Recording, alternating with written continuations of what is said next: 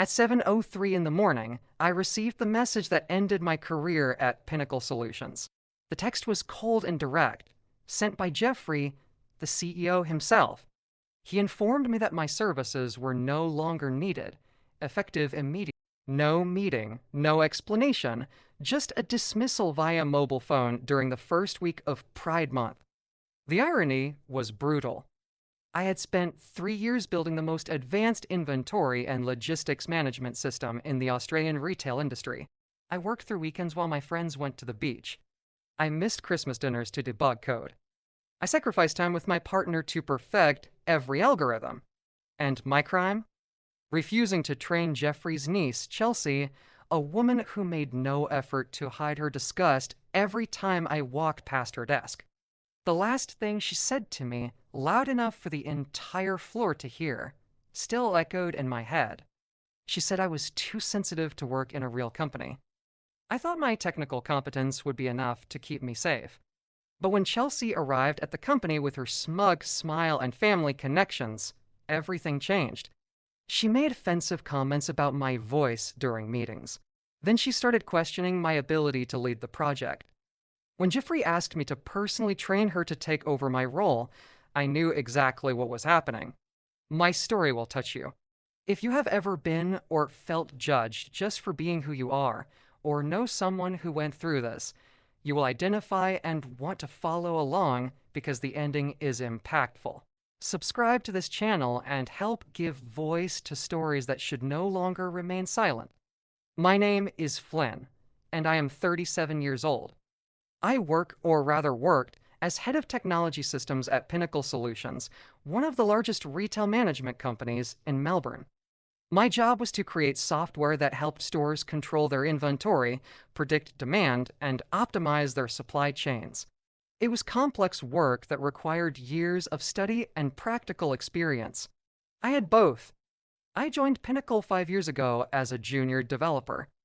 Back then, the company used an outdated system that crashed constantly. I spent my first months just trying to keep things running. But I had a vision. I knew I could build something better, something that would revolutionize how Australian retailers manage their operations. So I started working on it in my spare time. The office environment was typical. There were people who became genuine friends and others who only spoke to you when they needed something. I learned early on to keep my personal life separate from work. I never talked about my boyfriend, Ethan, or about what I did on weekends. When colleagues asked about my partner, I kept my answers vague. They assumed I was dating a woman, and I let them believe that. It was easier that way. But there were signs, small things that made me constantly alert. Comments about my clothes being too well coordinated, jokes about men who took care of their appearance, awkward silences when I mentioned going to the theater or art exhibitions. Once, a colleague named Brad asked me directly if I played rugby. When I said no, he laughed and said he could tell. The message was clear. Despite this, I focused on my work. I believed that if I was good enough, if I delivered exceptional results, none of the rest would matter. I was wrong, but at that time, I still had hope. I spent nights and weekends perfecting my system. I taught myself new programming languages. I studied artificial intelligence and machine learning. Every line of code I wrote was an investment in my future.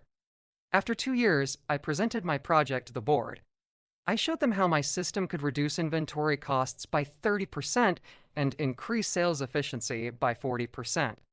The numbers were undeniable. They approved the project and promoted me to team leader. It was the biggest professional victory of my life. That was when I met Ethan.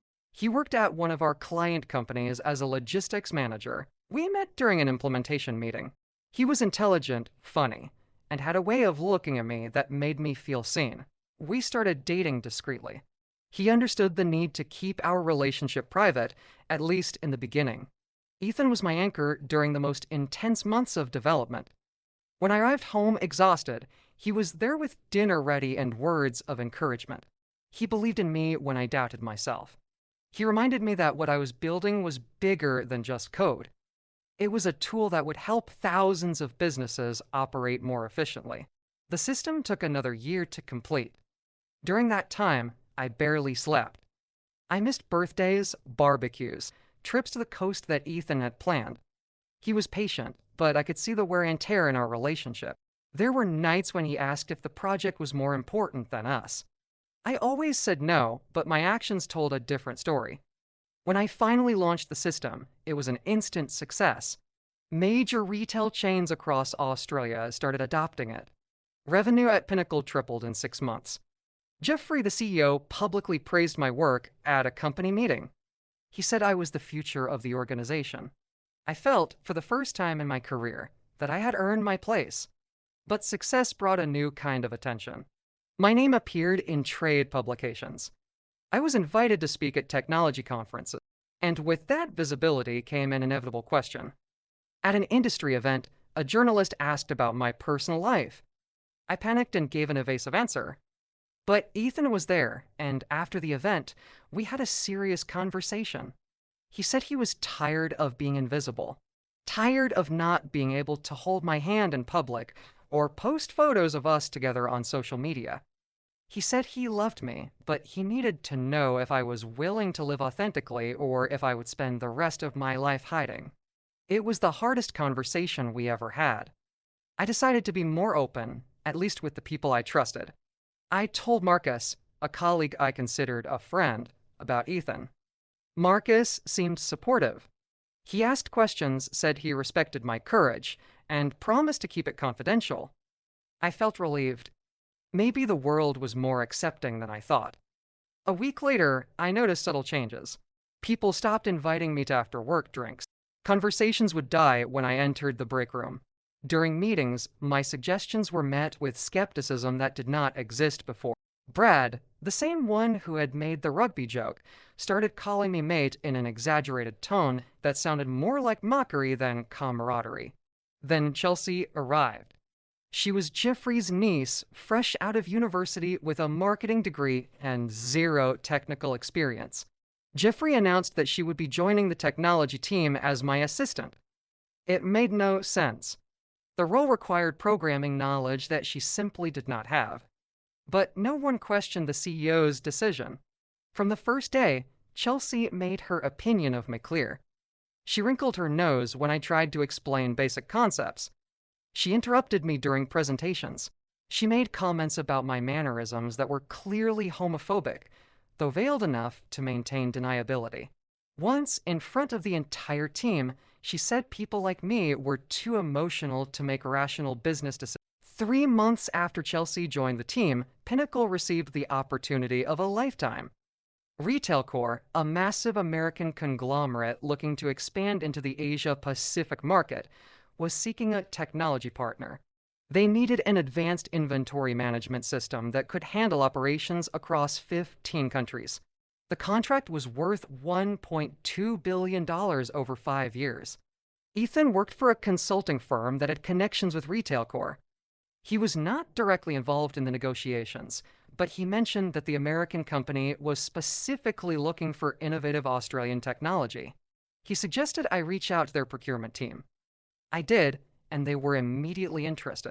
I spent weeks preparing the proposal. I demonstrated how my system could integrate with their existing infrastructure while providing capabilities their current platforms lacked. I showed real data from Australian retailers who had seen transformative results. The RetailCorp team was impressed. They wanted to move forward with Pinnacle as their exclusive technology provider. Jeffrey was ecstatic when I brought him the news. This contract would establish Pinnacle as a major player in the global market. It would mean international expansion, hundreds of new jobs, and enormous prestige for the company. At a board meeting, Jeffrey announced that I would lead the implementation. He said I was the only person with the technical knowledge to guarantee success. But something shifted in the room when he said that. I saw the faces of my colleagues, the sidelong glances, the whispers. And I saw Chelsea, sitting in the back row even though she had no reason to be at a board meeting, looking at me with pure hatred. After the meeting, several senior managers approached me with congratulations that felt forced. They asked technical questions that seemed designed to test whether I really knew what I was talking about. One of them, a man named Trevor who had never shown interest in my work before, suggested that maybe the project was too big for one person to lead. He said it might be wise to have a co-leader, someone with a different perspective. I knew what that meant. They were already trying to dilute my role, to bring in someone else to share the credit. But I held firm. I told them I had been developing this system for years and knew every aspect of it. No one else at Pinnacle had my level of expertise. They backed off, but I could see they were not happy. Chelsea became more aggressive. She started openly questioning my decisions in team meetings. She would say things like, I am not sure someone with your personality is the right fit to represent Pinnacle in international negotiations. Or, do you really think you can command respect from traditional corporate executives? The implication was always the same. I was too different, too other, to be the face of this deal. The worst part was that some colleagues started agreeing with her. Brad said maybe they needed someone more conventional for such an important contract. Another colleague suggested that perception mattered as much as technical ability. They were saying, without saying it directly, that being gay made me unsuitable to represent the company. I talked to Ethan about it. He was furious. He said I should report Chelsea to Human Resources for harassment. But I knew how these things worked. She was the CEO's niece. Any complaint I made would disappear into a bureaucratic black hole, and I would be labeled as someone who could not handle workplace dynamics. So I decided to let my work speak for itself. I threw myself into preparation for the retail core implementation. I created detailed project plans, risk assessments, and contingency strategies. I worked with their technical team to customize the system for their specific needs. I flew to Sydney for face-to-face meetings with their executives. Every interaction reinforced that I was the right person for this job. Retail Core's chief technology officer, a woman named Patricia, explicitly told Jeffrey that they wanted me leading the project. She said my technical vision and attention to detail were exactly what they needed. She even mentioned that Retail Core valued diversity and was pleased to work with someone who brought a unique perspective. I thought that would settle the matter, but it seemed to make things worse. Jeffrey started acting strange around me. He would avoid eye contact during meetings. He stopped responding to my emails as quickly as before. And Chelsea became bolder in her hostility. She started spreading rumors that I was difficult to work with, that I took credit for others' ideas, that I was not a team player. Then came the instruction that would change everything. Jeffrey called me into his office on a Friday afternoon. He said the board had decided that Chelsea should be trained as my backup on the Retail Core project. He said it was just a precaution, in case something happened to me. He wanted me to spend the next month teaching her everything about the system. I knew immediately what was happening. This was not about having a backup. This was about replacing me. They were going to train Chelsea, and then they would find some excuse to remove me from the project. Maybe they would say I was not a good cultural fit for international clients. Maybe they would claim the stress was too much for me. Whatever the reason, the outcome would be the same. I would be pushed aside, and Chelsea would take the credit for my work. I looked at Jeffrey and said I would not do it. I told him Chelsea did not have the technical background to understand the system, much less lead its implementation. I said putting her in charge would jeopardize the entire contract. Jeffrey's face hardened. He said I was being insubordinate and that I needed to be a team player. I repeated that I would not train someone to take over my project. Then I left his office. The next 2 weeks were hell. Jeffrey stopped speaking to me entirely.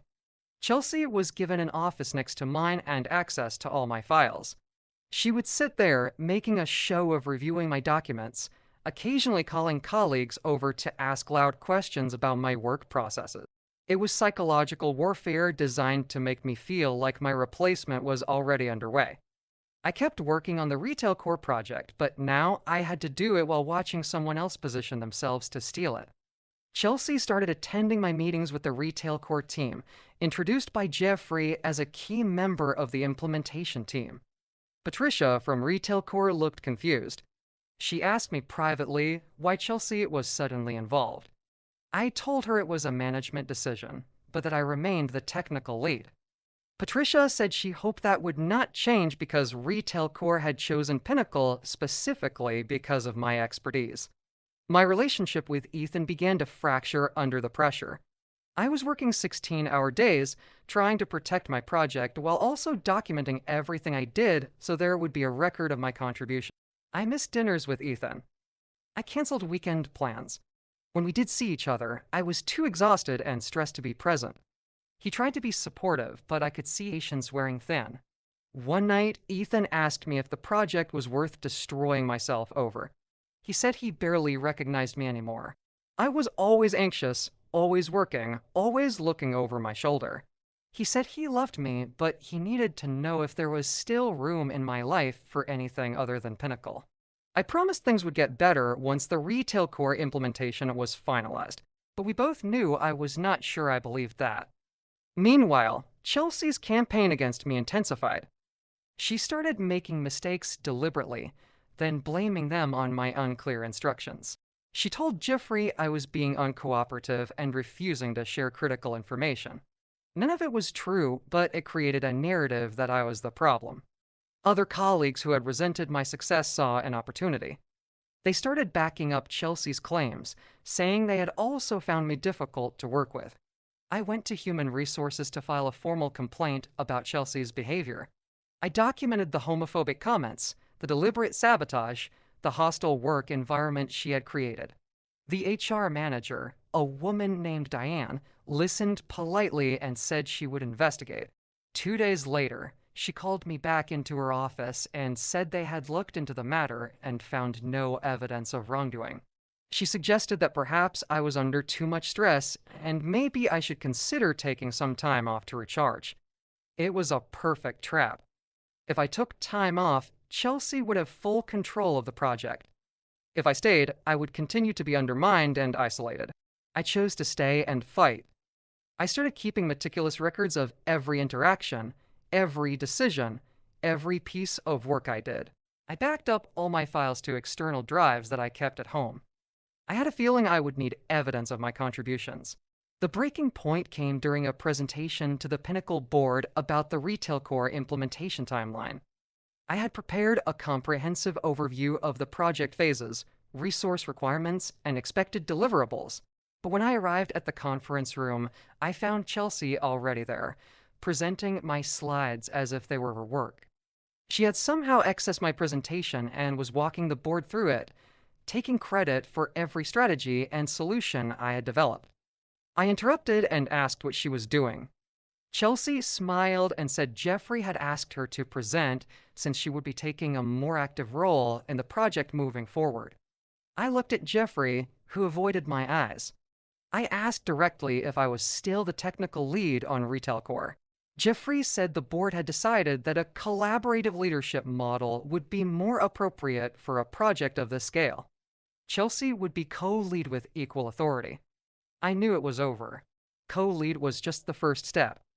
Within weeks, they would find reasons to elevate her role and diminish mine until I was completely sidelined. So I said something I had been holding back for months. I told the board that Chelsea did not have the technical knowledge to lead this project. I said that Retail Core had specifically chosen Pinnacle because of my system and my expertise. I said that replacing me would jeopardize a $1.2 billion contract. And I said that the real reason for this change had nothing to do with collaborative leadership and everything to do with the fact that some people in the company were uncomfortable with who I was. The room went silent. Chelsea's face turned red. Jeffrey looked furious. One of the board members said I was out of line and that personal accusations had no place in a business discussion. I replied that discrimination had no place in business either, but here we were. Then I walked out. That night, I could not sleep. I knew I had probably just ended my career at Pinnacle, but I also felt a strange sense of relief. I was tired of hiding, tired of apologizing for existing, tired of watching less qualified people take credit for my work simply because they fit a certain image. Ethan held me while I processed everything that had happened.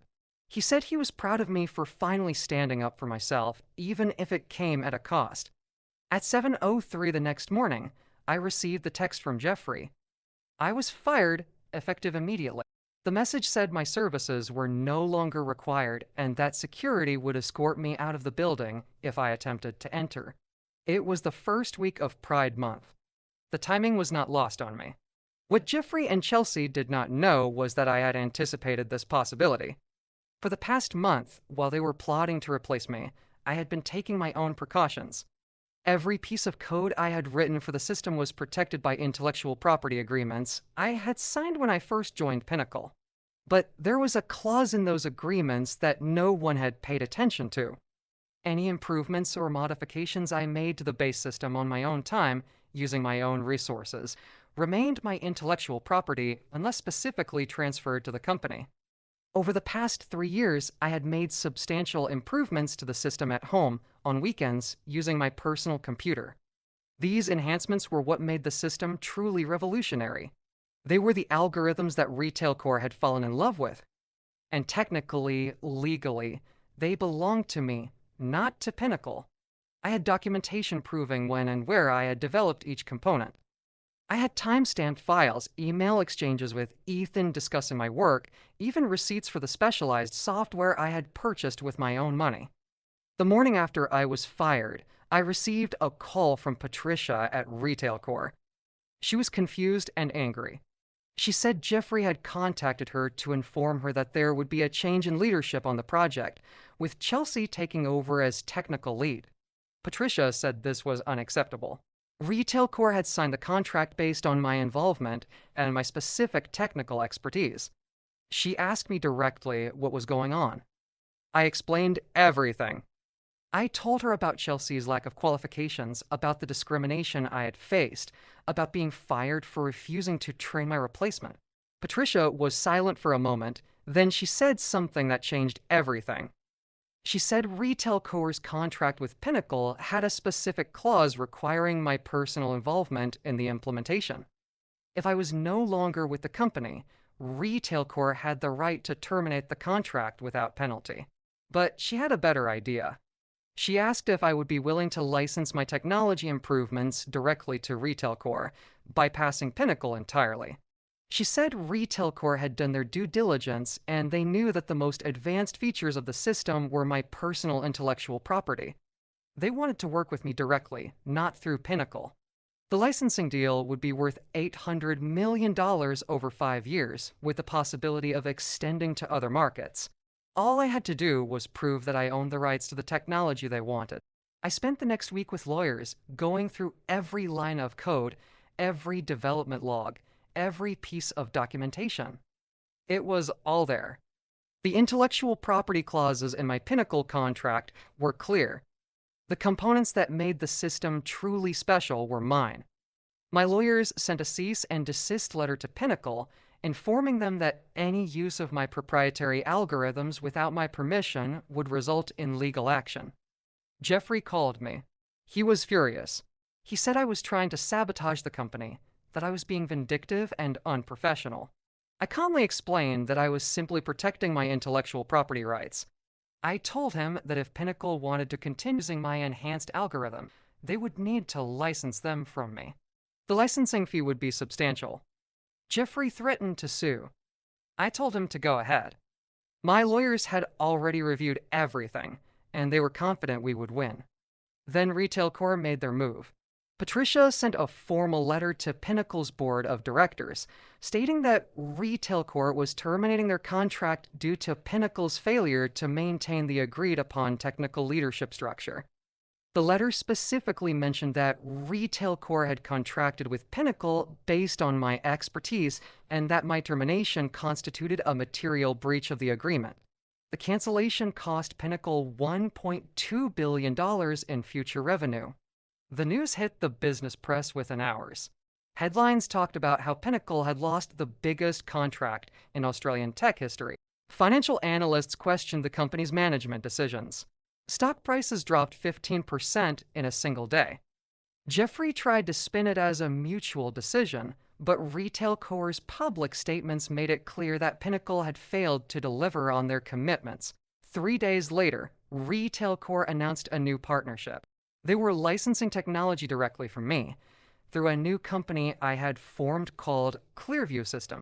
The press release described me as a pioneering technologist and praised the innovative algorithms that would power Retail Core's Asia Pacific expansion. The deal was worth $800 million, with me as the sole owner and director of Clearview System. The fallout at Pinnacle was immediate and severe. The board launched an investigation into how Jeffrey had managed the Retail Core contract. They discovered the discrimination, the nepotism, the complete mismanagement of their most valuable technical asset. Jeffrey was forced to resign. Chelsea, who had no legal claim to any of the technology and no ability to deliver on the promises Pinnacle had made, was quietly let go. But it got worse for them. Several other clients who had been using my system started asking questions about the technology's ownership. When they learned that key components belonged to me personally, they demanded clarification about whether Pinnacle had the legal right to license the technology they were using. My lawyers sent letters to each of these clients, offering direct licensing through Clearview Systems at competitive rates. Within 2 months, 8 major clients had left Pinnacle to work with me directly. Pinnacle's revenue collapsed. The company that had once been valued at over $2 billion was now struggling to stay solvent. There were reports of layoffs, office closures, and potential bankruptcy. The business press wrote case studies about how not to manage intellectual property and human resources. Jeffrey's name became synonymous with corporate mismanagement.